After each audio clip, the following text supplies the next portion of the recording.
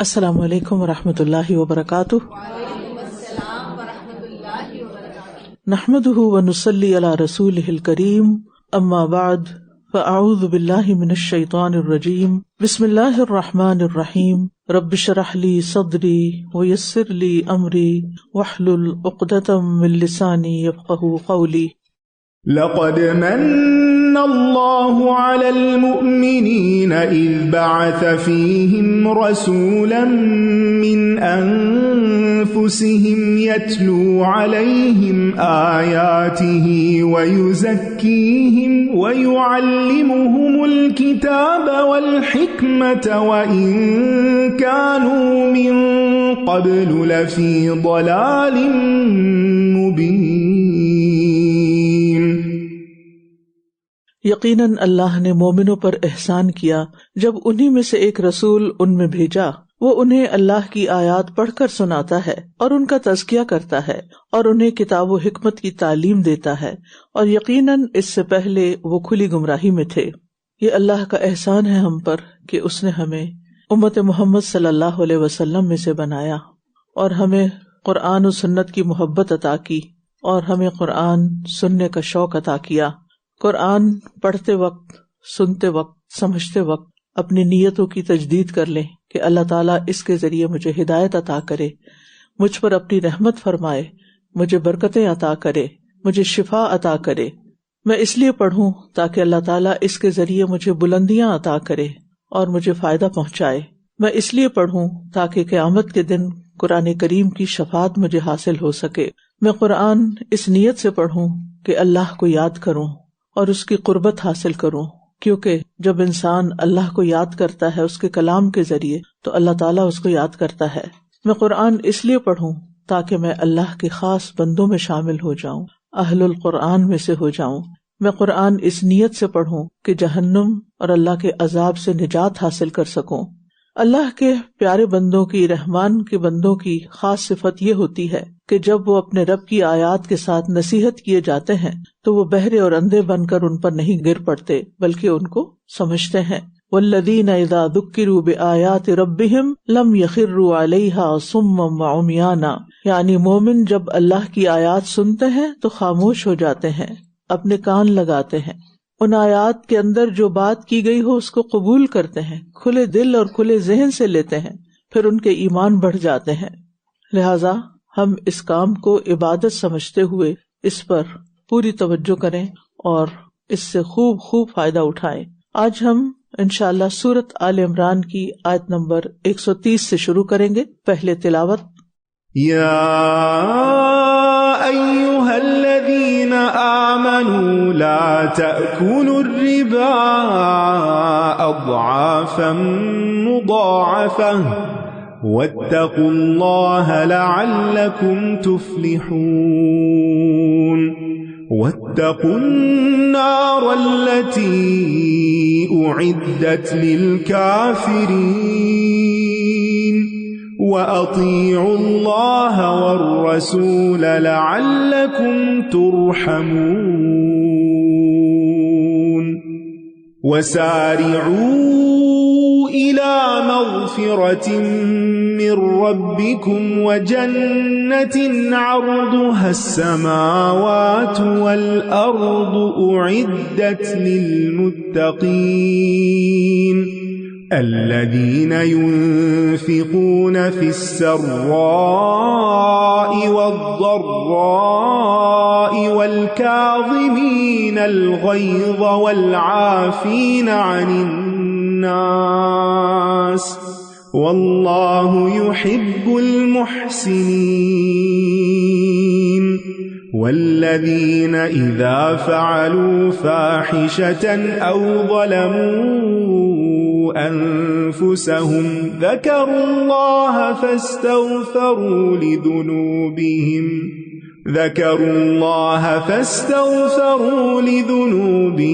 ومن يغفر الذنوب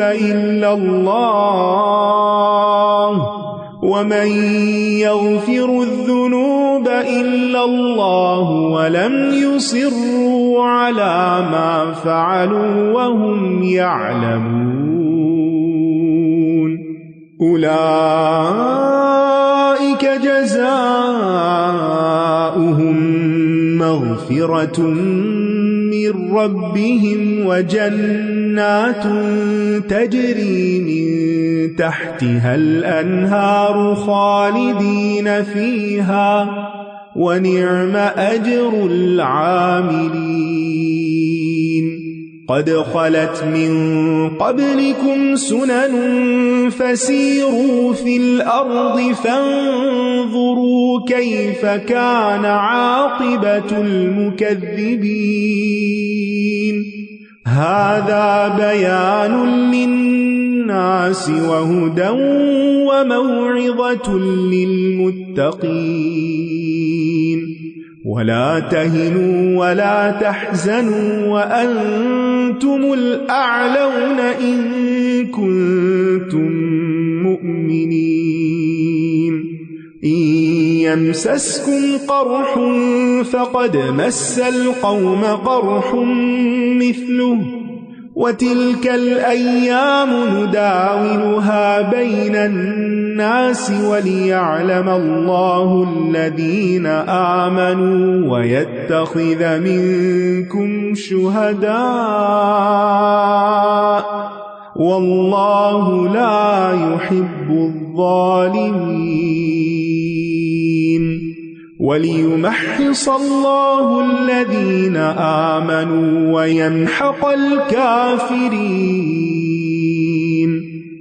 أَمْ حَسِبْتُمْ أَن تَدْخُلُوا الْجَنَّةَ وَلَمَّا يَعْلَمِ اللَّهُ الَّذِينَ جَاهَدُوا مِنكُمْ وَيَعْلَمَ الصَّابِرِينَ وَلَقَدْ كُنْتُمْ تَمَنَّوْنَ الْمَوْتَ مِنْ قَبْلِ أَنْ تَلْقَوْهُ فَقَدْ رَأَيْتُمُوهُ وَأَنْتُمْ تَنْظُرُونَ۔ اے لوگو جو ایمان لائے ہو، تم کئی گنا بڑھا چڑھا کر سود نہ کھاؤ اور اللہ سے ڈرو تاکہ تم فلاح پا جاؤ، اور ڈرو اس آگ سے جو کافروں کے لیے تیار کی گئی ہے، یعنی اس حکم کے انکار کرنے والوں کے لیے۔ بات ہو رہی تھی احد کے واقعے کی، اور درمیان میں سود کی آیات آ گئیں۔ احد کی شکست کا بہت بڑا سبب یہ تھا کہ مسلمان عین کامیابی کے موقع پر مال کی طمع سے مغلوب ہو کر اپنی جگہوں کو چھوڑ کر مال غنیمت سمیٹنے کے لیے آ گئے، جس کی وجہ سے کفار کے لشکر نے پیچھے سے حملہ کر دیا اور فتح شکست میں تبدیل ہو گئی۔ تو یہ سمجھانا مقصود تھا کہ اپنے مقصد کو چھوڑ کر مال کی محبت اختیار کرنا اور اپنے مقصد کو بھول جانا یہ دنیا میں بھی ناکامی کا سبب بنتا ہے۔ جہاں تک سود کا تعلق ہے تو سود کھانا حرام ہے، کبیرہ گناہوں میں سے ایک کبیرہ گناہ ہے، اور ایسے شخص کو برے خاتمے کی دھمکی دی گئی ہے۔ وَاتَّقُوا النَّارَ الَّتِي أُعِدَّتْ لِلْكَافِرِينَ۔ اللہ کا تقوی انسان کو رسوائی سے بچاتا ہے، اور اگر انسان اللہ سے نہیں ڈرتا تو پھر آخرت میں بے یار و مددگار چھوڑ دیا جائے گا۔ اور اللہ اور رسول کی اطاعت کرو تاکہ تم پر رحم کیا جائے، یعنی اللہ کی رحمت پانے کے لیے اللہ تعالیٰ کی اطاعت کے ساتھ ساتھ رسول اللہ صلی اللہ علیہ وسلم کی اطاعت بھی ضروری ہے۔ اللہ تعالیٰ کے احکامات قرآن مجید میں ملتے ہیں اور رسول اللہ صلی اللہ علیہ وسلم کی تعلیمات حدیث سے ملتی ہیں، لہٰذا یہ بات درست نہیں کہ انسان کسی حدیث کو جو صحیح ہو، اوتھینٹک ہو، یہ کہہ کے جھٹلا دے کہ یہ کون سا قرآن ہے، یہ حدیث ہی تو ہے۔ قرآن بھی رسول اللہ صلی اللہ علیہ وسلم کے ذریعے ہی ہمیں ملا ہے، اور اسی طرح حدیث بھی آپ کے ذریعے ہمیں ملی ہے۔ دین مکمل نہیں ہوتا جب تک کہ اللہ سبحانہ وتعالیٰ کے ساتھ ساتھ رسول اللہ صلی اللہ علیہ وسلم کی اطاعت نہ کی جائے۔ پھر فرمایا اور دوڑو اپنے رب کی بخشش کی طرف، دوڑو، چلو نہیں، دوڑو یعنی جلدی کرو، اور اس جنت کی طرف جس کی چوڑائی آسمانوں اور زمین کے برابر ہے، وہ کتنی بڑی ہوگی، جو متقی لوگوں کے لیے تیار کی گئی ہے۔ تو اللہ کی طرف دوڑنے کا مطلب یہ نہیں کہ کسی میدان میں انسان دوڑ لگا دے، اس کا مطلب ہے کہ انسان نیک کاموں میں جلدی کرے، توبہ کی طرف جلدی کرے، اپنے فرائض کی ادائیگی کی طرف جلدی کرے۔ اللہ سبحانہ وتعالیٰ نے جو کام ہمیں کرنے کا حکم دیا ہے، جیسے نماز کی ادائیگی ہے، اب مردوں کے لیے جیسے جماعت میں شامل ہونا ہے تو پہلی صف میں پہنچیں، تکبیر اولیٰ کے موقع پر پہنچیں۔ پھر اسی طرح وہ کام چھوڑ دیے جائیں کہ جن سے اللہ تعالیٰ ناراض ہوتا ہے۔ کیونکہ گناہ انسان کی اللہ سبحانہ وتعالیٰ کی طرف جانے والے راستے پر رکاوٹ ہے، وہ اس دوڑ میں خلل ڈالتے ہیں، اور پھر ان کاموں کی طرف دوڑا جائے جو اللہ کی مغفرت کا سبب بنتے ہیں، جس میں سارے ہی نیک اعمال شامل ہیں۔ انسان کے لیے سب سے بڑا نقصان اور خسارہ یہ ہے کہ وہ اللہ کی اتنی بڑی جنت میں ایک قدم رکھنے کی جگہ بھی نہ پائے، یعنی اللہ کی جنت جو بہت وسیع ہے وہاں انسان کا داخلہ ہی نہ ہو سکے، لہذا اس جنت کو پانے کے لیے نیک اعمال میں دوڑ لگا دی جائے۔ اور پھر آپ دیکھیے کہ نیک اعمال میں خصوصی طور پر استغفار کرنا، اپنے گناہوں کی بخشش مانگنا۔ امام ابن تیمیہ فرماتے ہیں استغفار سب سے بڑی نیکیوں میں سے ہے اور اس کا دروازہ وسیع ہے، پس جو شخص اپنے قول، عمل، حالت، رزق یا دل کی کیفیت میں کسی کمی یا کوتاہی کو محسوس کرے تو اسے توحید اور استغفار کو لازم پکڑ لینا چاہیے۔ کہاں کہاں کمی؟ قول، یعنی انسان جو کہنا چاہتا ہے وہ کہہ نہ پائے، یا اس کے اندر اللہ کا ذکر کم ہے، یا خیر کم ہے، یا عمل میں کوتاہی ہو رہی ہے، موڈ اچھا نہیں، دل کی حالت اچھی نہیں، یا رزق میں کمی ہو رہی ہے، یا دل کی کسی کیفیت میں کوئی کمی محسوس ہو رہی ہے، یعنی اللہ کی محبت محسوس نہیں ہو رہی۔ تو ان ساری کیفیات سے نکلنے کے لیے انسان اللہ تعالیٰ کی توحید کا ذکر کرے، لا الہ الا اللہ کثرت سے پڑھے، اور اس کے ساتھ ساتھ استغفار۔ ایسے موقع پر وہ دعا بھی پڑھنے کے لیے کہا گیا نا، اللہ اللہ ربی لا اشرک بہ شیئا۔ جب ہم کہتے ہیں لا اشرک بہ شیئا تو یہ کیا ہے؟ توحید کو خالص کرنا ہے، اور اس کے ساتھ ساتھ استغفار۔ یعنی ہم سب پر یہ کیفیات آتی رہتی ہے، ہمارا ایمان ہمیشہ ایک سطح پر نہیں رہتا، اس میں اونچ نیچ ہوتی رہتی ہے۔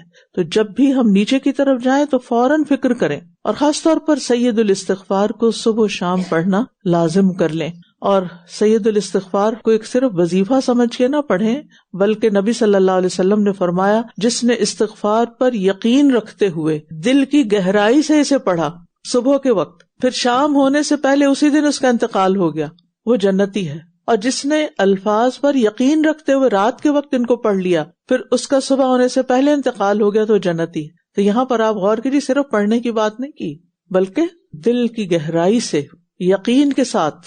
تو اس لیے نیکسٹ ٹائم جب آپ سید الاستغفار پڑھیں تو اپنے دل کا جائزہ ضرور لیں، اور پھر یہ بھی یاد رکھیں کہ جنت اور دوزخ تیار ہو چکی ہے، اور عدت تیار کر دی گئی ہے، لیکن کس کے لیے ہے؟ وہ متقین، تقوی والوں کے لیے، جو گناہوں سے بچتے ہوں اور نیکیوں کی طرف دوڑ لگانے والے ہوں۔ کیا ہیں وہ نیکیاں جن کا خاص یہاں ذکر کیا گیا؟ فرمایا وہ جو خوشحالی اور تنگ دستی میں خرچ کرتے ہیں، سخت غصے کو ضبط کرنے والے اور لوگوں سے درگزر کرنے والے ہیں، اور اللہ محسنین سے محبت کرتا ہے۔ سود کی وجہ سے دو قسم کے اخلاقی امراض پیدا ہوتے ہیں، ایک تو حرص، طمع، بخل، خود غرضی، یہ لینے والوں کے اندر پیدا ہوتی ہے، اور دینے والوں میں نفرت، غصہ، بغض اور حسد۔ احد کی شکست میں ان دونوں قسم کی بیماریوں کا کچھ نہ کچھ حصہ تھا۔ تو اللہ سبحانہ تعالیٰ نے سود کا ذکر کرنے کے بعد یہاں ان نیکیوں کا ذکر کیا جو جنت میں لے جانے والی ہیں۔ سود کا لین دین جہنم میں لے جانے والا ہے، اس کے برعکس یہ اخلاقیات انسان کو جنت تک پہنچانے والی ہیں۔ اور اس میں خاص طور پر محسنین کا ذکر کیا گیا، لوگوں پر احسان کرنا۔ دوسروں پر احسان دراصل اپنے آپ پر احسان ہے۔ جب انسان کسی کی بات پر اوفینڈ ہوتا ہے، غصے میں آتا ہے، لیکن اس غصے کو کنٹرول کر لیتا ہے، غصے کو پی جاتا ہے اور لوگوں سے درگزر کرتا ہے، ان کو معاف کر دیتا ہے، تو اس نے دوسروں پر تو احسان کیا ہی، لیکن خود پر بھی احسان کیا۔ یعنی نیکی کا یہ عمل صرف اوروں کے لیے نہیں ہوگا بلکہ اپنے لیے بھی۔ کیوں؟ اس لیے کہ جب انسان اپنا غصہ کنٹرول کر لیتا ہے تو بات بڑھتی نہیں ہے، فساد نہیں ہوتا، مشکلات حل ہو جاتی ہیں، اور غصہ نکالنے سے اور زیادہ مصیبت آ پڑتی ہے۔ کل کسی نے مجھے میسج کیا کہ ان کی کسی جاننے والی کو، بلکہ ان کی دیورانی تھی، ان کو ان کے شوہر نے طلاق دی، بس بہت شدید غصہ آ گیا تھا، پھر صلح کر لی، سال گزر گیا، پھر ایک دن شدید غصہ آیا، پھر طلاق دے دی۔ ان کی نیت وغیرہ کچھ نہیں تھی، بس شدید غصہ آ گیا تھا، پھر سال دو بعد پھر ایک دن بہت شدید غصہ آ گیا اور انہوں نے پھر طلاق دے دی۔ اب آپ خود سوچئے کہ کیا پیار اور محبت میں بھی طلاق ہوتی ہے؟ طلاق تو غصے میں ہی ہوتی ہے نا۔ تو اب آپ دیکھیں یہاں پر یہ جو بات کی جا رہی ہے نا کہ جب انسان غصہ کنٹرول کر لیتا ہے تو دوسرے پر تو احسان کر رہا ہے، لیکن اپنے پر بھی کر رہا ہے کہ اپنا گھر برباد کرنے سے بچ جائے گا۔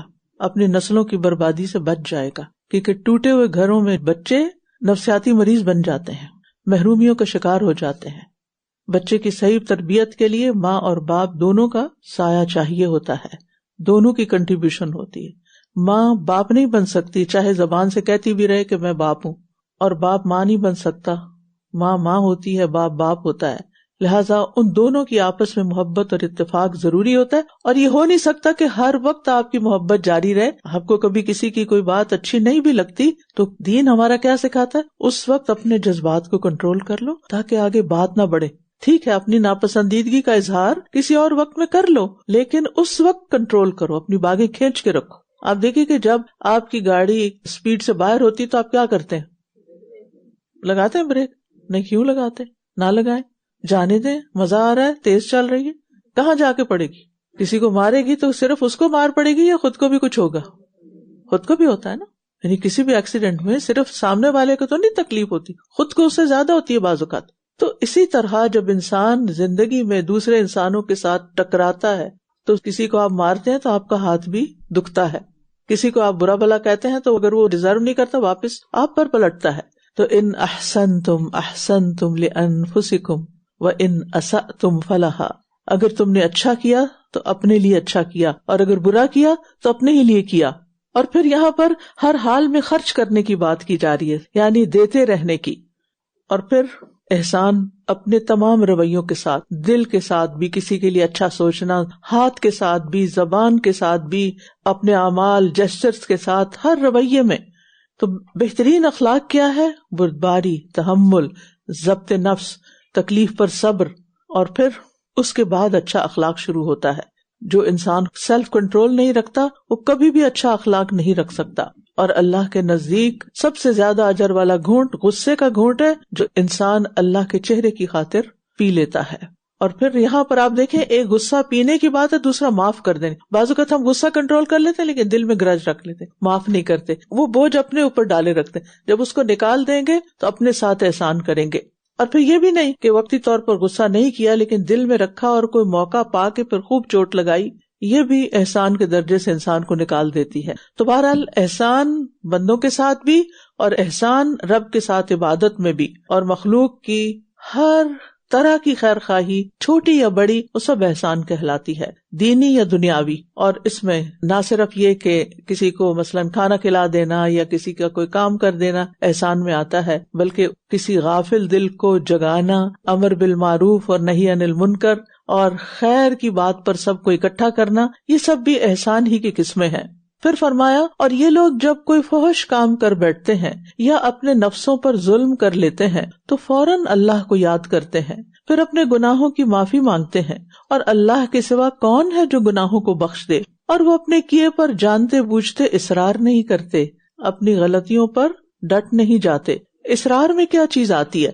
گناہ کے بعد اس کو جسٹیفائی کرنا، گناہ پر معافی نہ مانگنا، توبہ نہ کرنا، کیونکہ انسان تو خطا کا پتلا ہے، لہذا کچھ بھی کرے انسان، برا کرے تو بھی استغفار کرے اور نیکی کا کام کرے تو بھی استغفار کرے۔ کیوں؟ مثلا نماز کے فوراً بعد سلام پھیر کر کیا پڑھتے ہیں آپ؟ استغفر اللہ۔ کیوں پڑھتے ہیں؟ کہ میں حق ادا نہیں کر سکی، یا رب مجھے جیسے نماز پڑھنی چاہیے تھی ویسے نہیں پڑھی، لہذا تو مجھے معاف کر دے۔ اسی طرح اور عبادات میں بھی استغفار، خاص طور پر 24 گھنٹوں میں سب سے جو بہترین وقت ہوتا ہے سحری کا وقت، جس میں انسان یکسوئی کے ساتھ عبادت کرتا ہے، اس میں بھی افضل ترین کام استغفار رکھا گیا۔ ایسے ہی لوگوں کی جزا ان کے رب کی طرف سے بخشش ہے، اور جنت کے وہ باغات ہیں جن کے نیچے نہریں بہتی ہیں، وہ ان میں ہمیشہ رہنے والے ہیں، اور کتنا اچھا اجر ہے نیک عمل کرنے والوں کا۔ یقیناً تم سے پہلے بھی کئی واقعات گزر چکے ہیں، تو تم زمین میں چل پھر کر دیکھ لو کہ جھٹلانے والوں کا انجام کیسا برا ہوا۔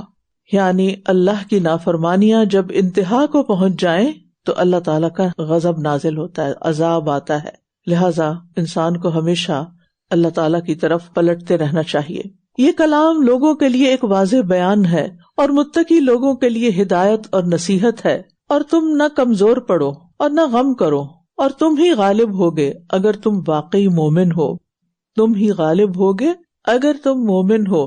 تو ہمارا دین ہمیں مغلوب ہونے سے بھی بچاتا ہے، کیونکہ جب انسان مغلوب ہو جاتا ہے نا تو ایک طرح سے مظلوم ہو جاتا ہے اور پھر سیلف پٹی کا شکار ہو جاتا ہے، اور پھر احساس مظلومیت انسان کو بہت سی برائیوں کی طرف لے جاتا ہے۔ بہت سے چور اور ڈاکو جو معاشرے کے لیے ایک مصیبت ہوتے ہیں، وہ کس بات کا بدلہ لیتے ہیں؟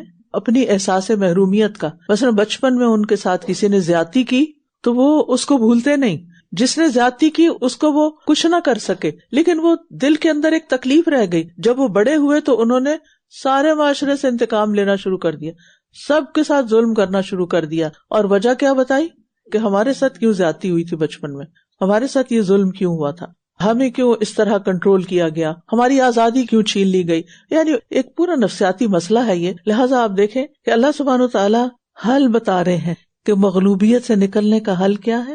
ایمان لانا، اور پھر لوگوں کے غلبے سے اللہ کی پناہ مانگنا۔ نبی صلی اللہ علیہ وسلم اکثر یہ دعا مانگا کرتے تھے، اللہم انی اعوذ بک من الہم والحزن والعجز والکسل والجبن والبخل وضلع الدین وغلبۃ الرجال، کہ اے اللہ میں غم و علم، عاجزی اور کاہلی، بزدلی، نیز قرضے کے بوجھ اور لوگوں کے غلبے سے تیری پناہ مانگتا ہوں۔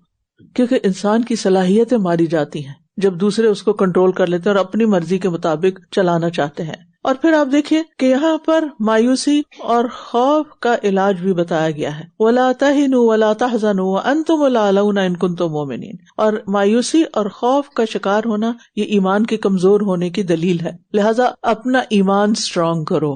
اگر اپنی ذہنی پریشانیاں دور کرنی ہے، اپنے دل کی حالت درست کرنی ہے تو کیا کرو؟ ایمان مضبوط کرو۔ اس کے بغیر انسان مزری سے نہیں نکل سکتا۔ اور ایمان مضبوط کرنے کے لیے کیا چیزیں ہیں؟ اللہ تعالیٰ کی معرفت، اللہ تعالیٰ کی کلام کے ذریعے، کائنات کے ذریعے، یعنی صرف انسان اپنے خول میں بند نہ رہے، باہر نکلے، زمین دیکھ، آسمان دیکھ، فضا دیکھ، ان چیزوں سے اپنے رب کو پہچان، اور آپ جب نکلیں گے اپنے اس خاص خول کے اندر سے تو آپ دیکھیں گے کہ آپ کے دل کی حالت بدلنے لگے گی۔ اور ایمان کی بلندی ویسے بھی درجات کی بلندی بھی ہے، وَأَنْتُمُ الْأَعْلَوْنَ، یعنی دنیا میں بھی اعلیٰ ہوگے اور آخرت میں بھی درجے بلند ہوں گے اگر تمہارے اندر ایمان ہوگا۔ اور کس کے درجے کتنے بلند ہوں گے؟ جتنا اس کا ایمان زیادہ ہوگا۔ تو یہ دعا مانگا کریں، اور یہ کارڈ بھی ہمارے پاس موجود ہے ایمان بڑھانے کی دعاؤں والا، دن میں ایک دفعہ پڑھ لیا کریں یا کم از کم ہفتے میں ایک دفعہ پڑھ لیا کریں، اور اس میں ایک دعا ہے اللہم زدنی ایمانا و یقینا و فہما، اور ایک روایت میں علمن کا لفظ بھی آتا ہے، میں تو دونوں ہی ملا کے پڑھ لیتی ہوں کہ اللہ فہم بھی دے اور علم بھی دے، کیونکہ اگر علم ہو اور اس کی سمجھ ہی نہ ہو تو وہ بھی فائدہ نہیں۔ اگر تمہیں کوئی زخم لگا ہے تو بدر میں ان لوگوں کو بھی اسی طرح کا زخم لگ چکا ہے، اور ان دنوں کو ہم لوگوں کے درمیان پھیرتے رہتے ہیں، وَتِلْكَ الْأَيَّامُ نُدَاوِلُهَا بَيْنَ النَّاسِ۔ اور احد میں شکست اس لیے ہوئی تاکہ اللہ ایمان والوں کو جان لے اور تم میں سے کچھ لوگوں کو شہید بنا لے، اور اللہ ظالموں سے محبت نہیں کرتا۔ اور یہ اس لیے بھی تھا کہ اللہ ایمان والوں کو خالص کر دے اور کافروں کو مٹا دے۔ کیا تم سمجھتے ہو کہ تم یوں ہی جنت میں داخل ہو جاؤ گے؟ حالانکہ ابھی تو اللہ نے ان لوگوں کو جانا ہی نہیں جنہوں نے تم میں سے جہاد کیا، اور نہ ان کو جو صبر کرنے والے ہیں۔ یاد رکھیے جنت کے بلند درجوں پر وہی فائز ہوں گے جو اللہ کے راستے میں سختیاں جھیلنے، قربانیاں دینے پر تیار ہوں، مشکلات کا مقابلہ کرنے کے لیے تیار ہوں۔ اللہ تعالیٰ فرماتے ہیں ایسے ہی تم جنت میں چلے جاؤ گے جب تک کہ تم کوئی محنت نہیں کرو گے۔ تو اللہ کو تو دیکھنا ہے کہ کون کام کرنے والا ہے، کون محنت کرنے والا ہے، لیکن ساری مشکلات جھیلنے پر صبر سے کام لینا ہے۔ کیوں؟ یہ یقین رکھتے ہوئے کہ اس کا بدلہ اللہ کے پاس ہے اور وہ بہترین بدلہ ہے۔ مومن کو تو ایک کانٹا بھی چبھتا ہے نا تو اس پر بھی اس کو اجر ملتا ہے، لہٰذا اگر کوئی بڑی تکلیف آئے، کوئی بڑی پریشانی آئے اور اس پر انسان صبر کرے تو اور زیادہ درجات بلند ہوتے ہیں۔ اور خاص طور پر اگر اللہ کے راستے میں کوئی تکلیف آئے، پھر فرمایا اور یقیناً جنگ میں موت کا سامنا کرنے سے پہلے تم موت کی تمنا کر رہے تھے، تو بے شک اب تم نے اسے دیکھ لیا اور تم اسے آنکھوں دیکھ رہے تھے۔ وَمَا مُحَمَّدٌ إِلَّا رَسُولٌ قَدْ خَلَتْ مِن قَبْلِهِ الرُّسُلُ أَفَإِن مَّاتَ أَوْ قُتِلَ انقَلَبْتُمْ عَلَىٰ أَعْقَابِكُمْ ومن ينقلب على عقبيه فلن يضر الله شيئا وسيجزي الله الشاكرين وما كان لنفس أن تموت إلا بإذن الله كتابا مؤجلا ومن يرد ثواب الدنيا نؤته منها ومن يرد ثواب الآخرة نؤته منها وسنجزي الشاكرين وكأي من نبي قاتل معه ربيون كثير فما وهنوا لما أصابهم في سبيل الله وما ضعفوا وما استكانوا والله يحب الصابرين وما كان قولهم إلا أن قالوا ربنا اغفر لنا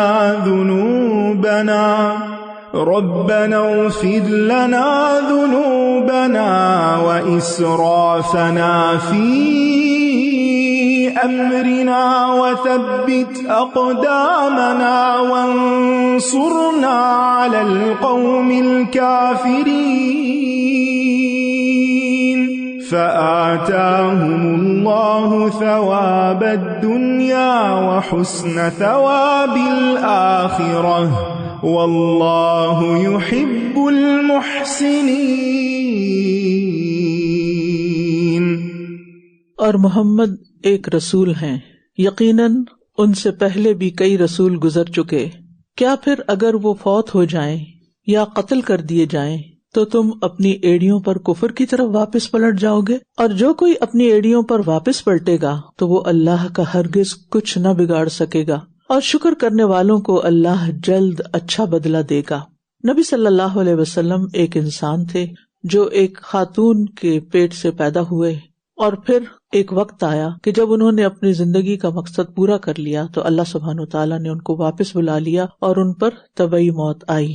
ان کی وفات مسلمانوں کے لیے ایک بہت بڑا المیہ تھی، بہت بڑی تکلیف کی بات تھی، کیونکہ وہ ہر چیز سے زیادہ نبی صلی اللہ علیہ وسلم سے محبت کرتے تھے، اور انسان جب کسی چیز سے محبت کرتا ہے تو اس کے نقصان کو برداشت کرنا اس کے لیے بہت مشکل ہوتا ہے۔ جس چیز سے جتنی زیادہ محبت ہوتی ہے اس کا لاس اتنا ہی تکلیف دہ ہوتا ہے، اور انسان بعض اوقات ڈینائل موڈ میں چلا جاتا ہے، ایکسپٹ نہیں کرنا چاہتا۔ تو ایسا ہی کچھ حال صحابہ کا تھا، تو اس موقع پر یہ آیات حضرت ابوبکر رضی اللہ عنہ نے پڑھی اور اللہ تعالیٰ نے مسلمانوں کو ثابت قدمی عطا کی۔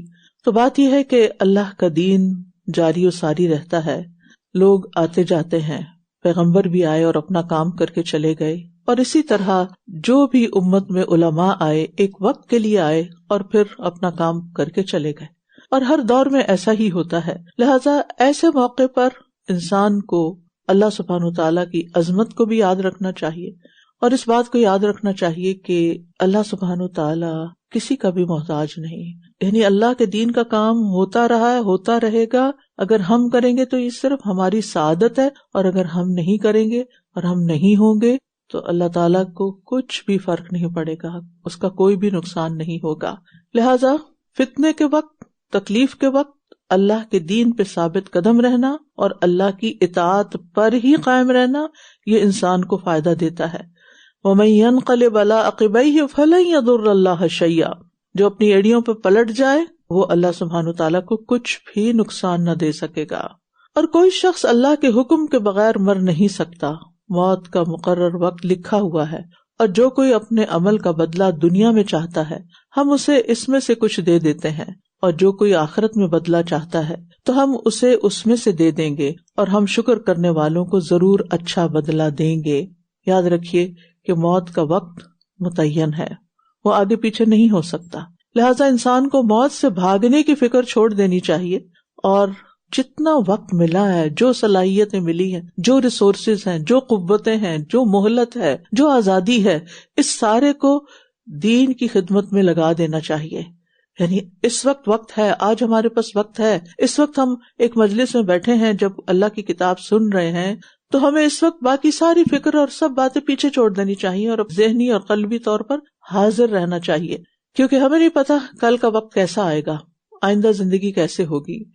تو انسان کے اوپر امتحان بھی آتے ہیں، کبھی بیماری ہوتی ہے، کبھی صحت ہوتی ہے، کبھی غربت ہوتی ہے، کبھی فقر۔ یہ نہیں ہو سکتا کہ اس زندگی میں آپ کے سارے حالات آپ کے موافق ہو جائیں۔ اس لیے اگر آپ یہ انتظار کرتے رہیں گے کہ آئیڈیل سچویشن ہو تو پھر میں کچھ کروں گی، تو زندگی میں کوئی چیز آئیڈیل نہیں ہوتی، ہر چیز کے اندر کچھ نہ کچھ کمی ہوتی ہے۔ اس لیے انسان جو کر سکتا ہے کرتا رہے، اور کرنے کے لیے کیا ضروری ہے؟ اپنا گول سیٹ کریں، آپ چاہتے کیا ہیں، اپنے وائی کو اسٹرانگ کریں۔ کیوں؟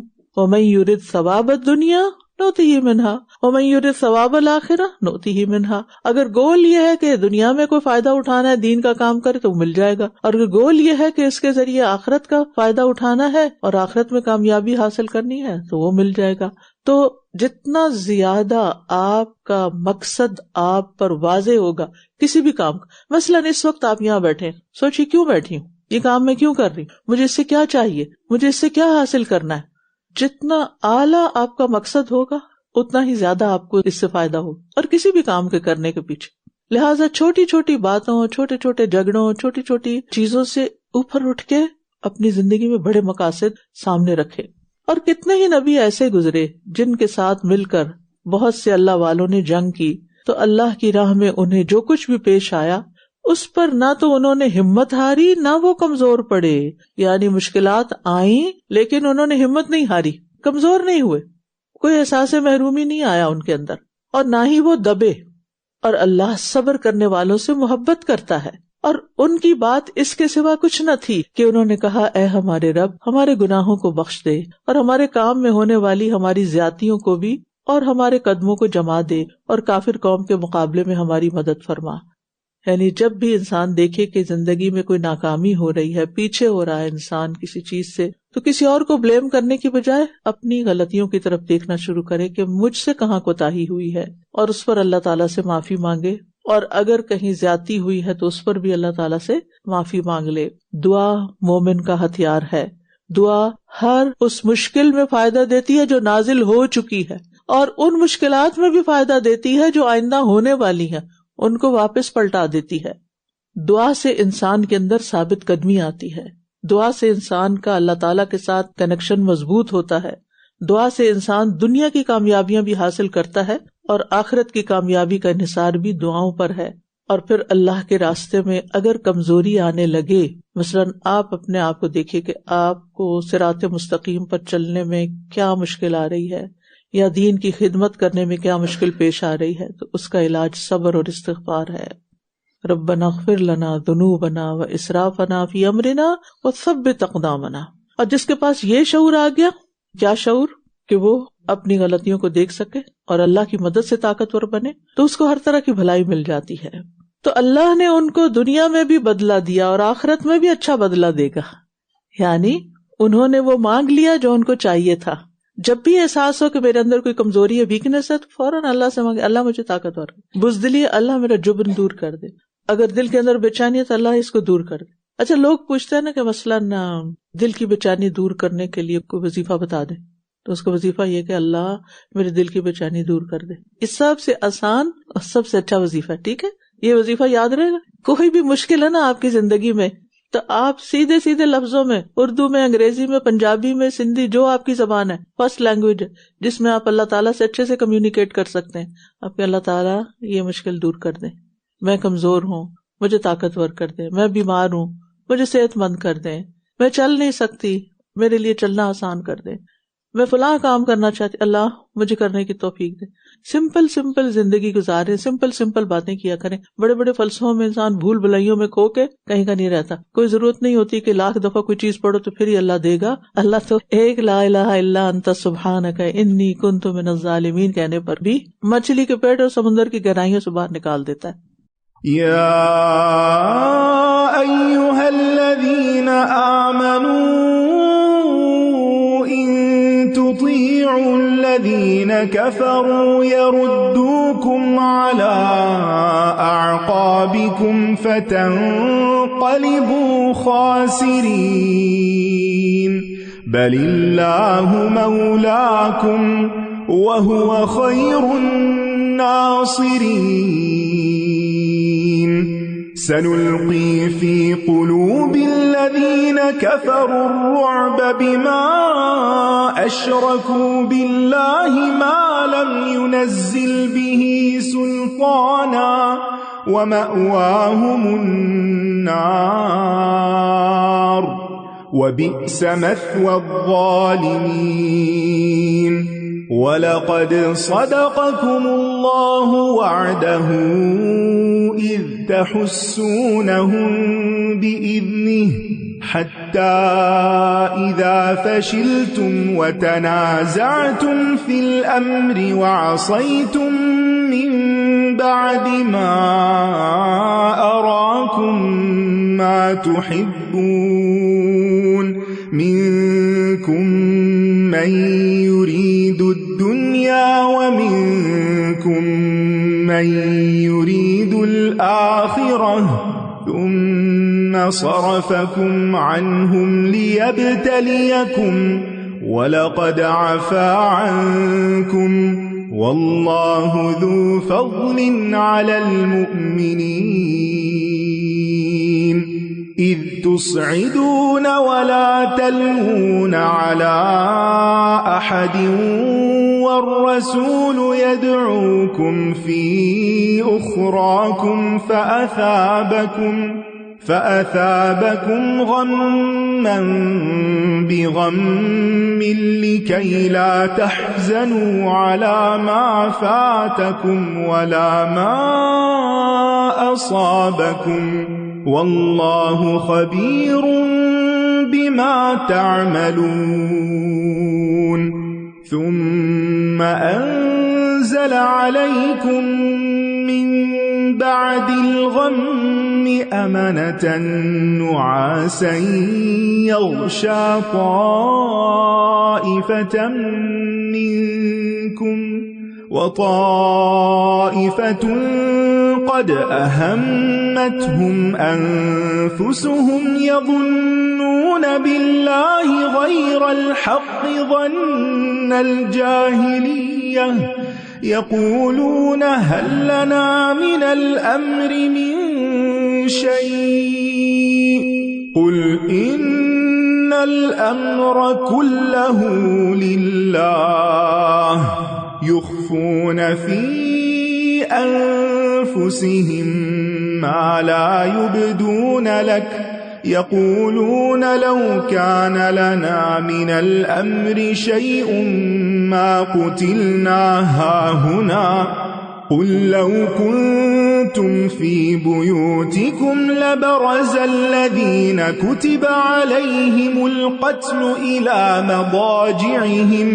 وليبتلي الله ما في صدوركم وليمحص ما في قلوبكم والله عليم بذات الصدور إن الذين تولوا منكم يوم التقى الجمعان إنما استزلهم الشيطان ببعض ما كسبوا ولقد عفا الله عنهم إن الله غفور حليم ऐ लोगो जो ईमान लाए हो, अगर तुम उन लोगों की इताअत करोगे जिन्होंने कुफ्र किया तो वो तुम्हें तुम्हारी एड़ियों के बल कुफ्र की तरफ फेर देंगे, फिर तुम खसारे में जा पड़ोगे, क्योंकि इंसान उसी के दीन पर होता है जिसकी वो बात मानता है। बल्कि अल्लाह ही तुम्हारा मौला है और वो मदद करने वालों में सबसे बेहतर है। जिन लोगों ने कुफ्र किया हम जरूर उनके दिलों में तुम्हारा रोब डाल देंगे, इस वजह से कि उन्होंने अल्लाह के साथ वो शरीक बनाए जिनकी उसने कोई दलील नाजिल नहीं की, और उनका ठिकाना आग है, और इन जालिमों का कितना बुरा ठिकाना है। तो बुनियादी तौर पर यहाँ अल्लाह सुब्हानहू तआला की इताअत और ahsan तरीके से उसकी तरफ मुतवज्जे होने की बात की जा रही है। और इंसान जब अल्लाह को राजी करता है तो अल्लाह ताला भी इंसान के लिए अपनी तौफीक और मदद और ताईद के रास्ते खोल देता है। اور پھر یہ بھی نقطہ مل رہا ہے کہ توحید جو ہوتی ہے، ایمان جو ہوتا ہے، اس کا ایک روب ہوتا ہے اس پر جس کا ایمان نہیں ہوتا. اسی لیے آپ دیکھیں کہ کمزور ترین ہونے کے باوجود لوگوں کو مسلمانوں کا ایک خوف ہے. تو یہ اس ایمان کی وجہ سے ہے. اور جس کا ایمان زیادہ ہو، جیسے حضرت عمر رضی اللہ عنہ کا ایمان بہت مضبوط تھا، تو ان سے کون ڈرتا تھا؟ شیطان بھی ڈرتا تھا، اور وہ رستہ چھوڑ کے دوسری طرف چلا جاتا تھا. تو اصل تو کنجی ایمان میں ہے نا. ہمیں ہر وہ کام کرنا چاہیے جس سے ایمان بڑھتا رہے، تاکہ ہم عمل صالح کرنے کے قابل ہو سکیں، ہمارے اندر استقامت آ سکے. اور جب انسان شرک کرتا ہے تو اس کا روب ختم ہو جاتا ہے، اس کے اندر بزدلی آ جاتی، کیونکہ اس نے کمزور سہارے تلاش کر رکھے. اور بے شک اللہ نے تم سے اپنا وعدہ سچا کر دکھایا جب تم انہیں اس کے حکم سے قتل کر رہے تھے، یہاں تک کہ جب تم نے بزدلی دکھائی اور رسول کے حکم کے بارے میں باہم جھگڑا کیا، اور جو ہی اس نے تمہیں وہ چیز دکھائی جس سے تم محبت رکھتے تھے، یعنی مال غنیمت، تو تم نے رسول کی نافرمانی کی. تم میں سے کوئی وہ ہے جو دنیا چاہتا ہے. اللہ کو پتا ہے نا کہ کس کے دل میں کس چیز کی چاہت ہے. تم میں سے کوئی وہ ہے جو دنیا چاہتا ہے، اور تم میں سے کوئی وہ ہے جو آخرت چاہتا ہے. پھر اس نے تمہیں ان سے پھیر دیا تاکہ وہ تمہیں آزمائے، اور یقیناً اس نے تم سے درگزر کیا، اور اللہ مومنوں پر فضل فرمانے والا ہے. یاد رکھیے، نعمت ملنے کے بعد اللہ کی نافرمانی کرنا زیادہ سنگین کام ہے. یعنی جب اللہ سبحانہ وتعالی مسلمانوں کو فتح دے رہا تھا، اس وقت ان سے غلطی ہوئی تو ساری فتح نقصان میں بدل گئی. مال و دولت دین پر ثابت قدم رہنے کا سبب بھی بن سکتا ہے اور اس سے پھرنے کا سبب بھی بن سکتا ہے. یعنی مال و دولت جو ہے یہ انسان کے لیے ایک ہتھیار ہے. جیسے سفیان ثوری نے کہا نا کہ نیک انسان کے لیے مال کتنا بڑا ہتھیار ہے. تو بات یہ ہے کہ انسان جب مال کو صحیح رستے پر لگاتا ہے اور مال کے ذریعے اپنے کاموں میں آسانی پیدا کرتا ہے تو تیزی سے آگے بڑھتا ہے. لیکن بعض اوقات اسی مال کی محبت میں گر کر انسان پیچھے بھی رہ جاتا ہے، اور پھر کسی بھی درجے پہ انسان پہنچ جائے، صحابہ کے درجے پہ پہنچ جائے ایمان میں، تو بھی نافرمانی میں مبتلا ہونے کا خوف نہیں دل سے جانا چاہیے کہ غلطی ہو سکتی. جیسے ان سے جنگ احد میں غلطی ہو گئی، نافرمانی ہو گئی نبی صلی اللہ علیہ وسلم کے حکم کی، تو اسی طرح اگر ان سے ہو سکتی ہے تو ڈرنا چاہیے کہ ہم سے بھی ہو سکتی. انسان ایمان کے، عمل صالح کے، نیک اعمال کے کسی بھی درجے پہ پہنچ جائے، کبھی نہ سوچے کہ میں پرفیکٹ ہو گیا ہوں اور مجھ سے اب کوئی غلطی نہیں ہو سکتی، اب مجھے سب کچھ پتا چل چکا، اب میں بس بہت نیک اور پارسا ہوں. نیور، کہیں بھی پھسلن ہو سکتی ہے. اور پھر آپ ہمیشہ اپنے دلوں کو ٹٹولتے رہیں کہ میرے دل میں زیادہ محبت کس چیز کی ہے، دنیا کی ہے یا آخرت کی، کیونکہ اللہ تعالیٰ کو پتا ہے ہم کیا چاہتے ہیں. منکم من یرید الدنیا ومنکم من یرید الآخرہ.